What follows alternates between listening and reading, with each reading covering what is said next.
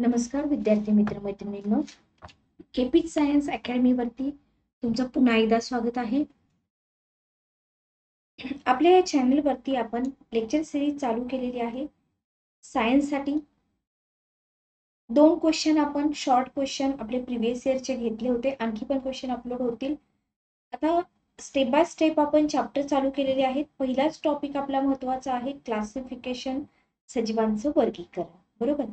तर याच्यामधला पार्ट 1 आपण शिकलेलो आहोत. पार्ट 2 आज आपण बघणार आहोत. जास्तीत जास्त विद्यार्थ्यांना शेअर करा आपले लेक्चर. विज्ञान हा विषय मुलांना खूप अवघड जातो.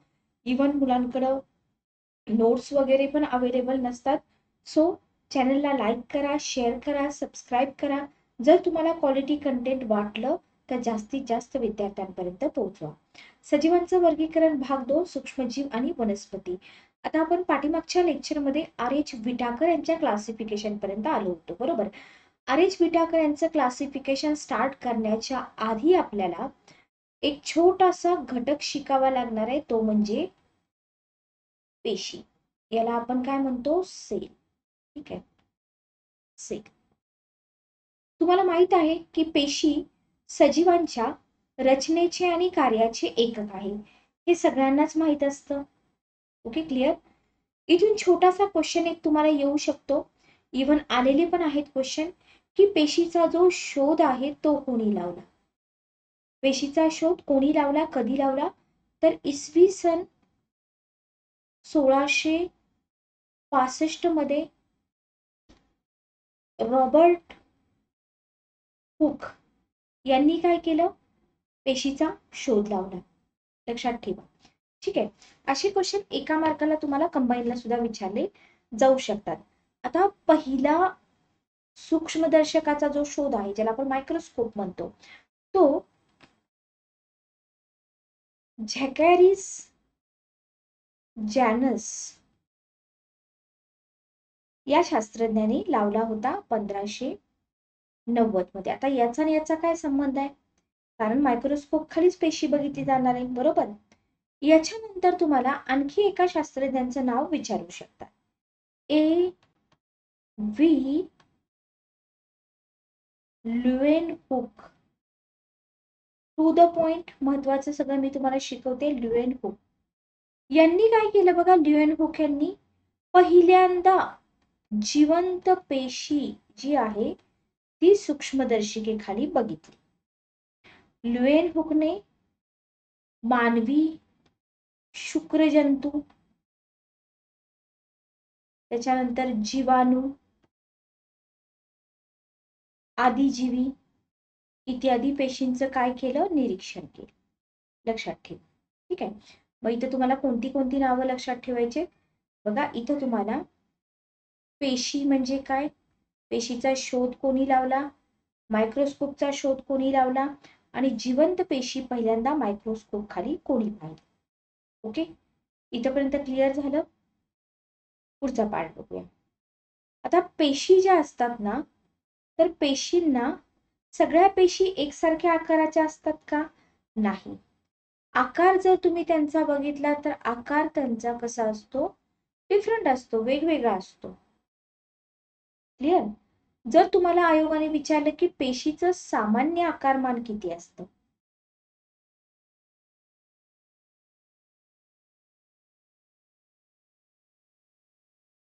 ते 18 सेंटीमीटर. हे लक्षात ठेवा. अजूनपर्यंत कधी विचारलं नाही, पण विचारू शकतात. जर तुम्हाला विचारलं की विश्वातील सर्वात सूक्ष्म पेशी कोणती, विश्वातील सर्वात सूक्ष्म पेशी कोणती, तर मायकोप्लाझ्मा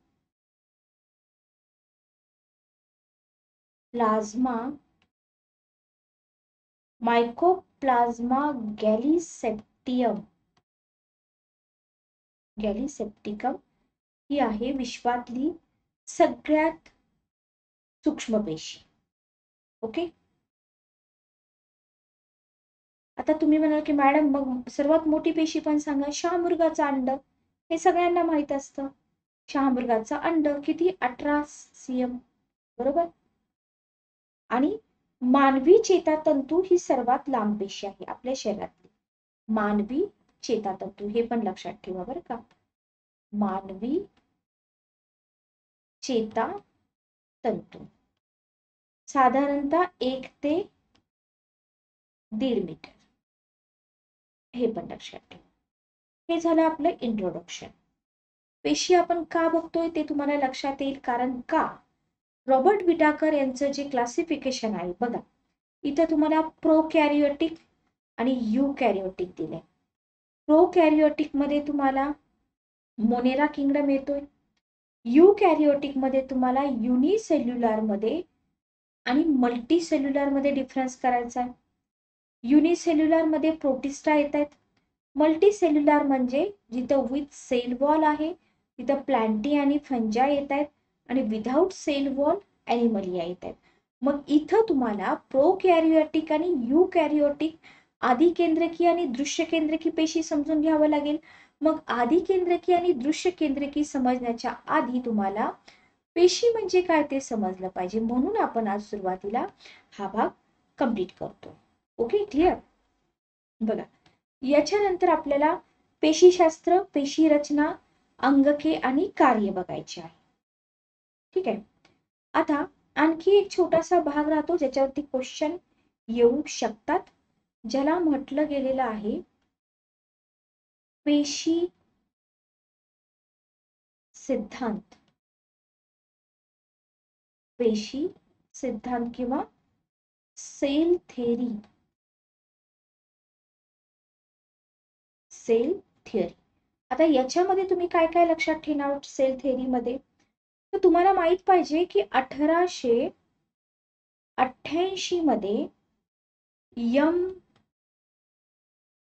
जे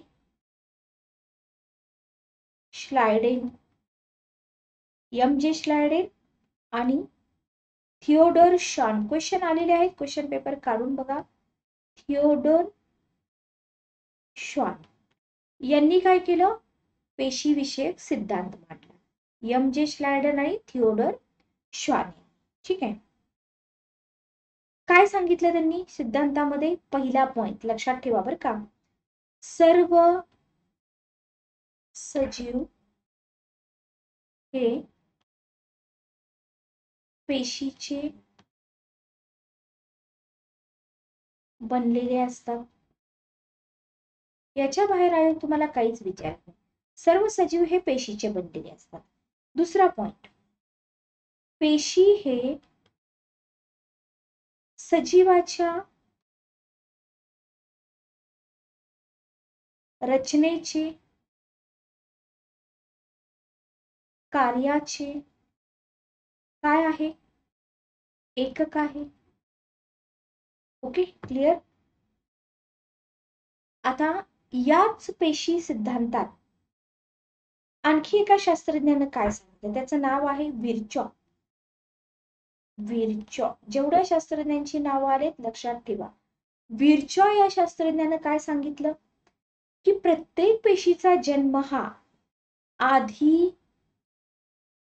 अस्तित्वात असलेल्या पेशीपासूनच होतो. लक्षात ठेवा, विर्चॉ या शास्त्रज्ञाने या सिद्धांतामध्ये काय सांगितलं, एव्हरी सेल ओरिजिनेट फ्रॉम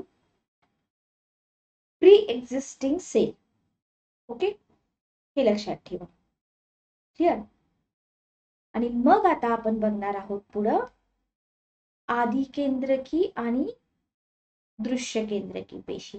इथे जे तुम्हाला दिलेलं आहे प्रोकॅरियोटिक आणि युकॅरियोटिक सेल. ठीक आहे, दोन प्रकार पडतात सामान्यतः पेशीचे.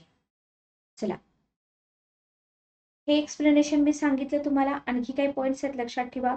सर्व सजीवांचे संरचनात्मक, कार्यात्मक आणि जैविक एकक.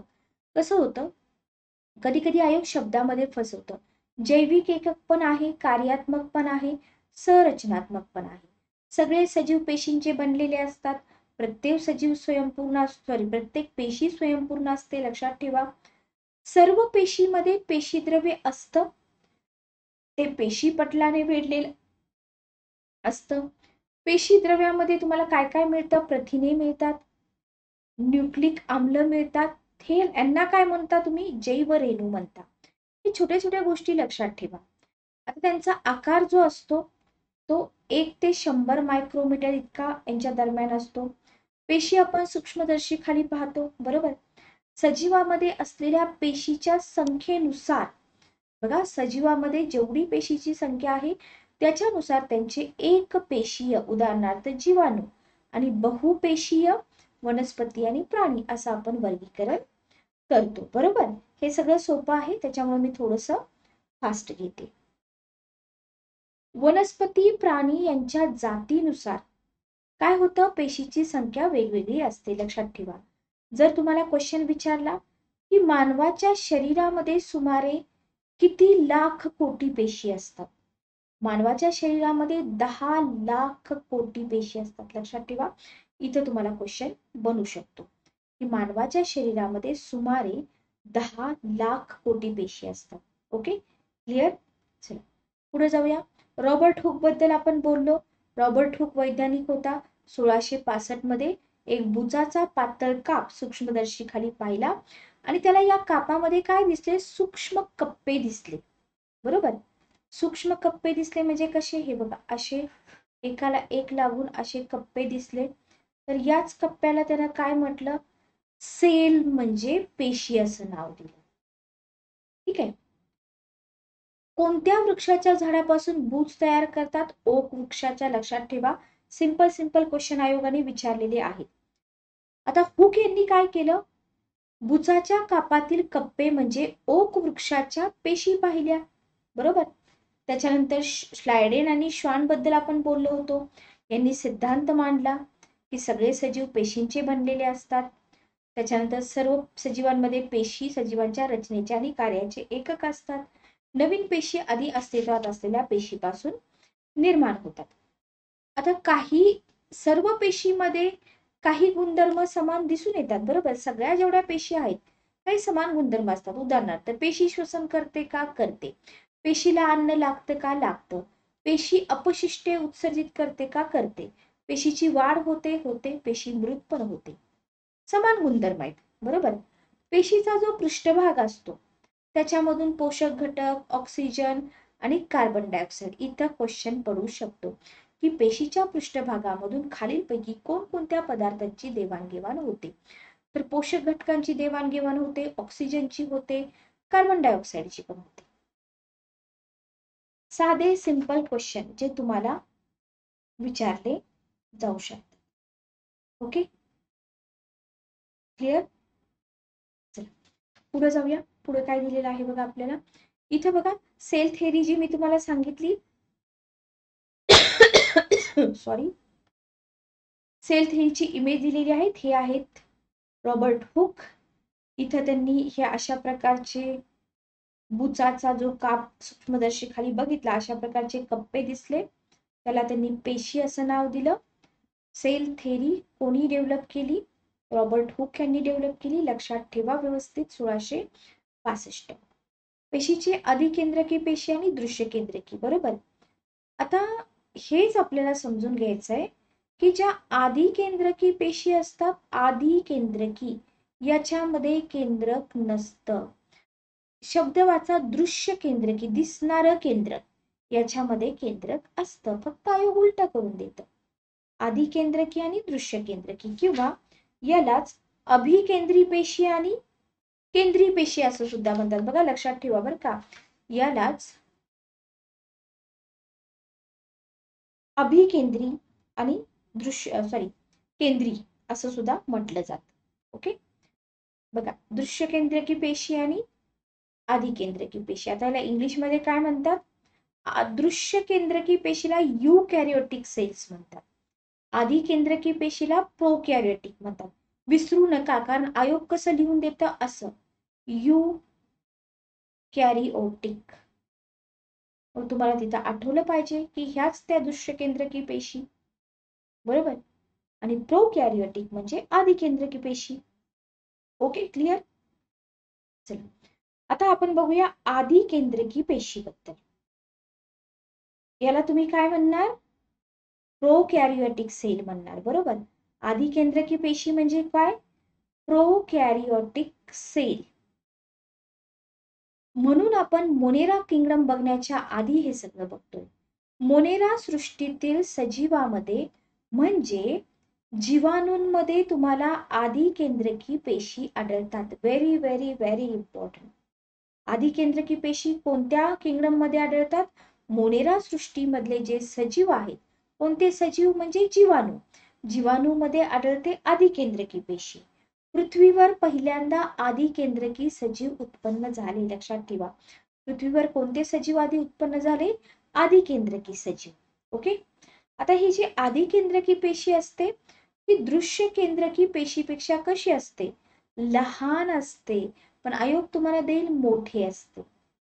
लांबी किती असते? 0.5 ते 20 मायक्रोमीटर. हे सगळं एक्झाम मध्ये विचारलं जाऊ शकतं. ओके.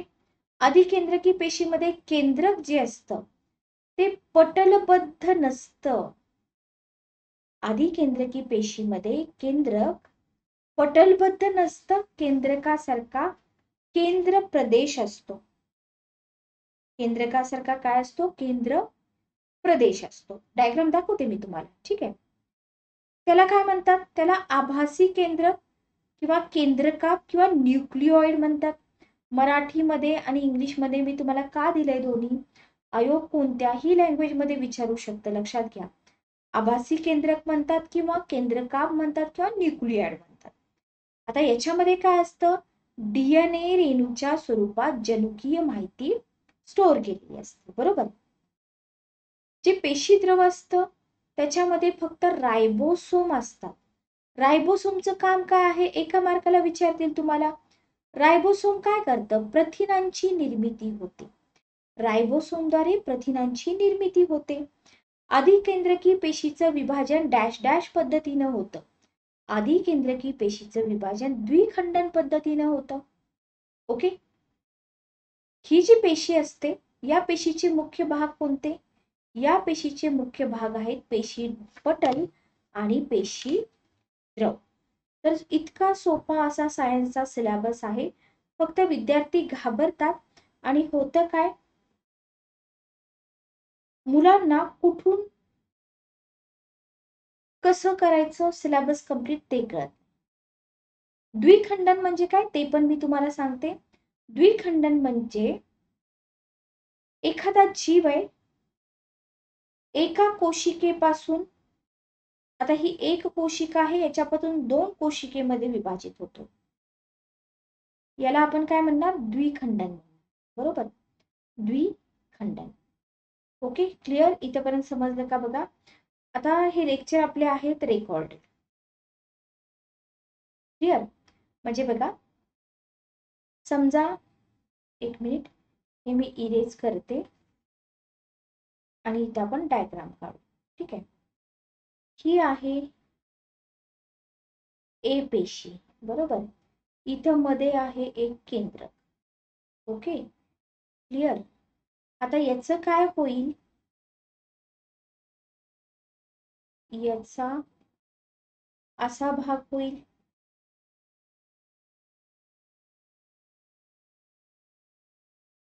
पुढे जाऊन काय होईल? असा भाग होईल. बरोबर.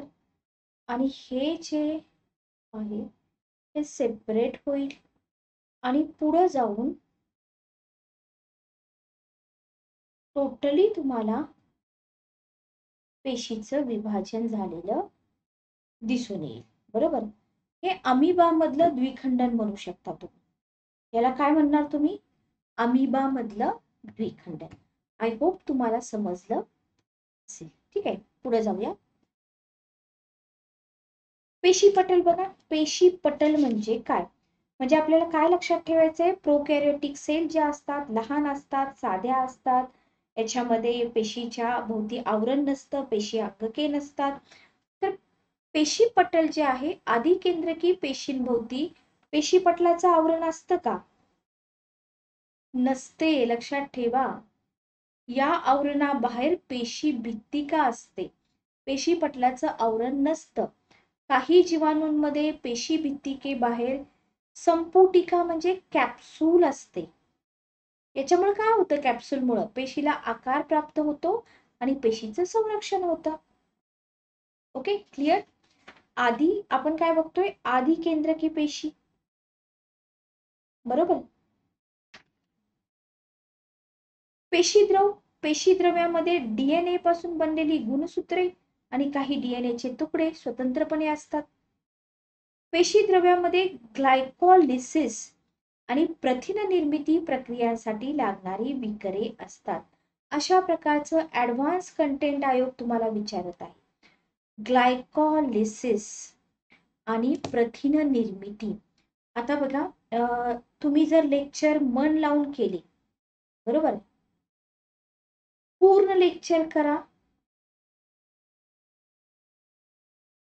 पूर्ण लेक्चर केल्यानंतर तुम्हाला क्वेश्चन पडतील की what is glycolysis.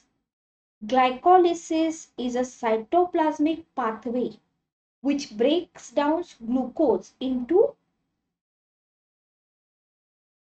2,3 carbon compounds and generate energy. At least definition तरी आपल्याला माहित पाहिजे, बरोबर. ग्लायकोलिसिस म्हणजे काय, हे असे क्वेश्चन तुम्ही विचारले पाहिजेत की मॅडम आम्हाला सेपरेट छोटंसं लेक्चर द्या ग्लायकोलिसिस वरती, बरोबर. तर हे सगळं आपण कव्हर करूया. फक्त तुम्हाला एकच काम करायचंय की जास्तीत जास्त विद्यार्थ्यांपर्यंत चॅनलला पोहोचवा.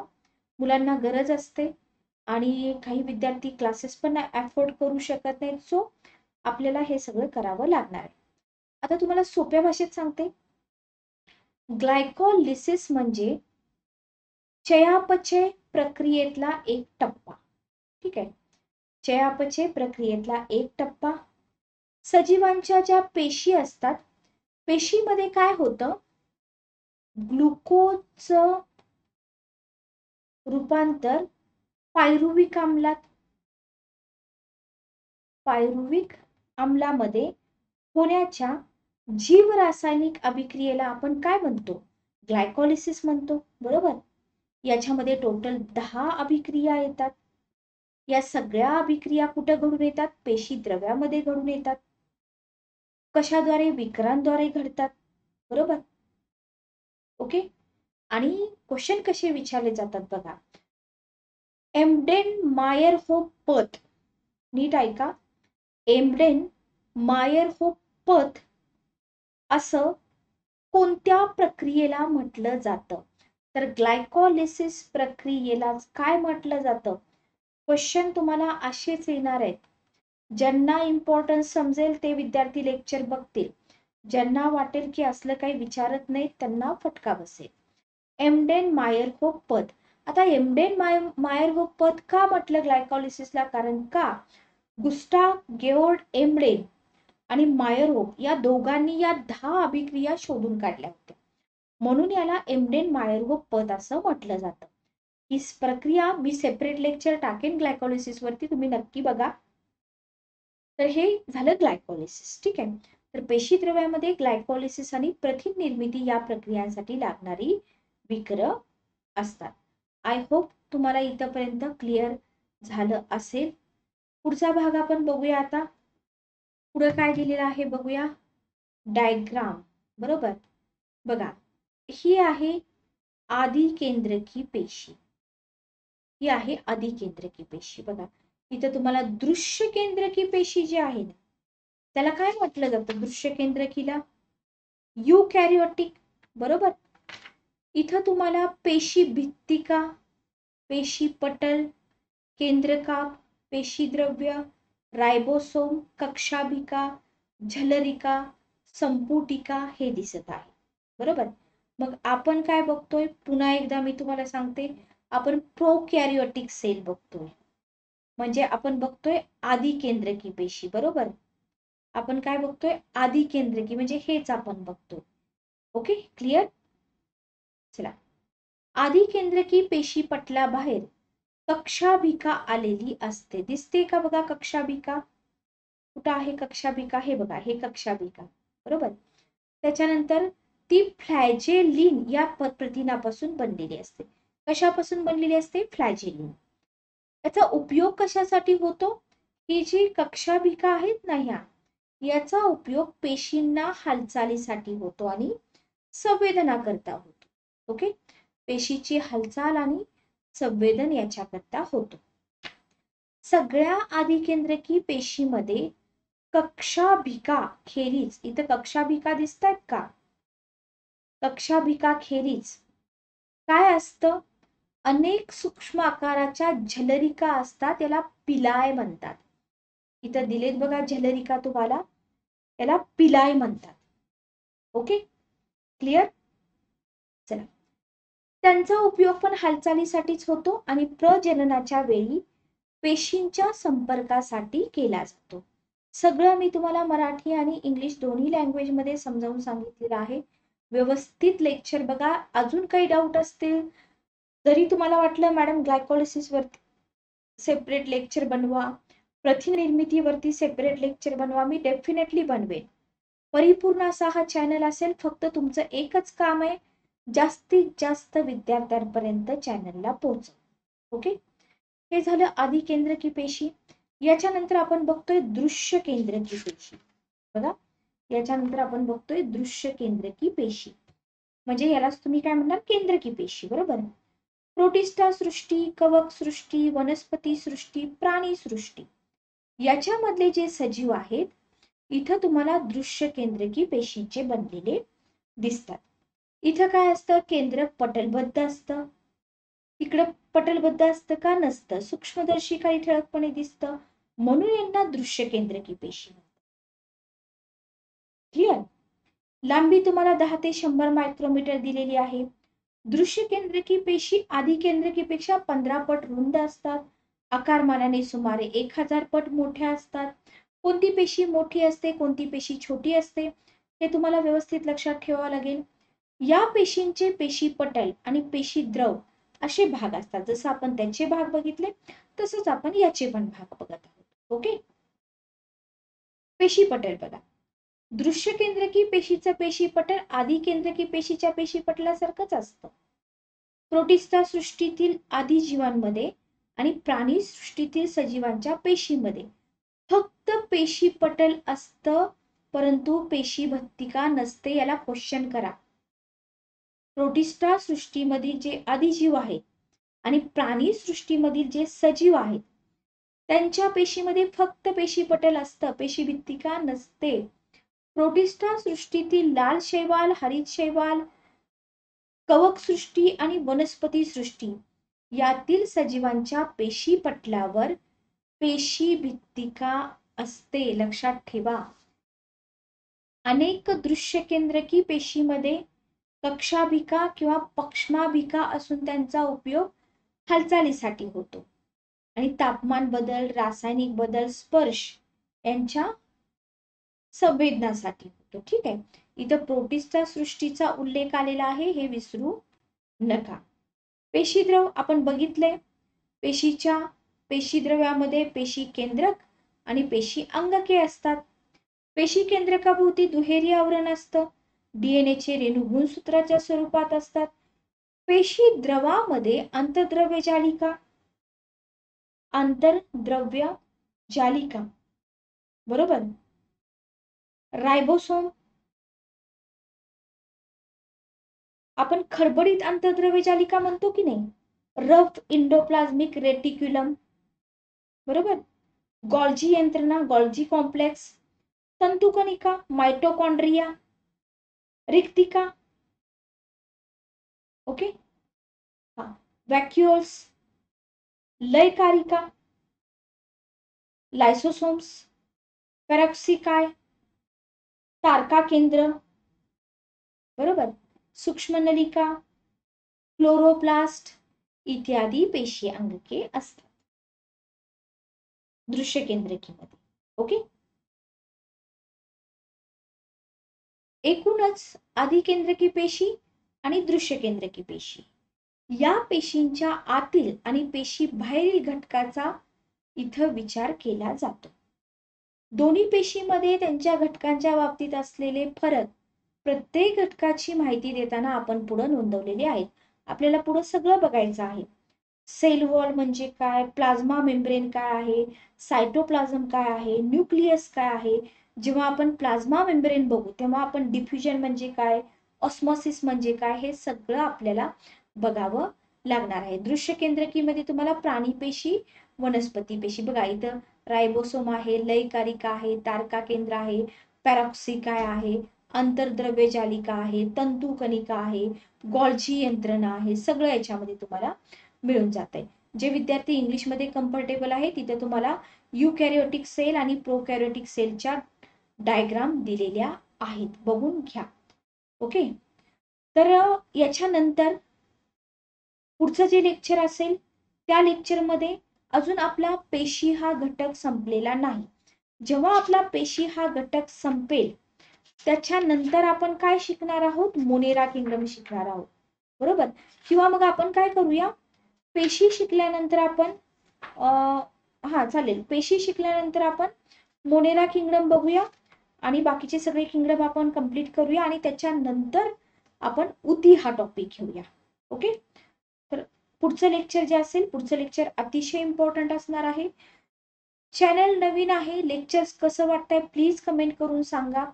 आणखी काही तुम्हाला इम्प्रूव्हमेंट सुचवायची असेल सुचवू शकता. फक्त एकच रिक्वेस्ट आहे की जास्तीत जास्त विद्यार्थ्यांपर्यंत लेक्चर शेअर करा. भेटूया नेक्स्ट लेक्चरमध्ये. Good day, take care.